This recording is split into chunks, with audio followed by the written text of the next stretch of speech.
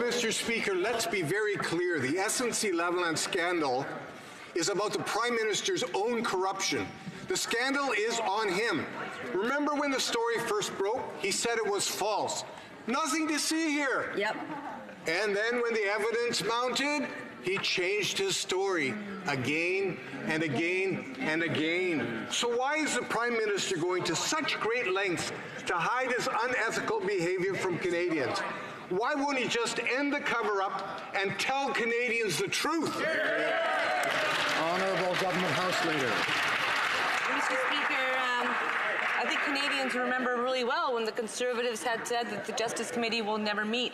The Conservatives had said that witnesses would never appear. The Conservatives said that the former Attorney General would not be able to speak and share her story because the Prime Minister would not waive solicitor-client privilege and not waive cabinet confidence, because Stephen Harper never would have. But guess what, Mr. Speaker? The Justice Committee met, witnesses appeared to ensure Canadians could hear the truth. The Prime Minister waived solicitor-client privilege as well as cabinet confidence. All took place in public for Canadians to hear. Thank you, Mr. Speaker. The Honourable Order. The Honourable Member for St. Albert, Edmonton. Mr. Speaker, the Liberals shut down the Justice Committee. They shut down the Ethics Committee. They have refused a public inquiry. They have blocked key documents from the media. And through it all, the Prime Minister has repeatedly changed his story. So, when will the Prime Minister end the charade, come clean, tell the truth, and end the cover-up?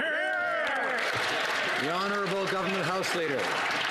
Speaker, the same question deserves the same answer. So, the Justice Committee has met. They asked for witnesses to appear to ensure that Canadians could hear for themselves. The Prime Minister waived solicitor-client privilege as well as cabinet confidence.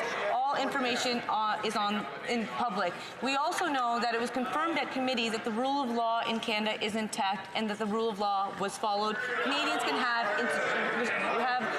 confidence in their institutions, but we know that we can always improve our institutions and the way we work here, and that's why the Prime Minister has taken responsibility and put measures into place to ensure we strengthen our institutions. I know the Honourable Member for Prince Albert is looking forward to improve weather, but I'd rather hear about it when he has the floor. The Honourable Member for Battleford's Lloydminster. Thank you, Mr. Speaker. It sounds like a bunch of fake transparency to me. The SNC-Lavalin scandal has once again exposed the Prime Minister's ethical bankruptcy. New evidence provided to the Justice Committee reconfirms this. The only reason the Liberals are upset about the recording submitted by the former Attorney General is because Canadians heard it. That recording proves that the Prime Minister hasn't been honest about this corruption scandal, and Canadians are owed better.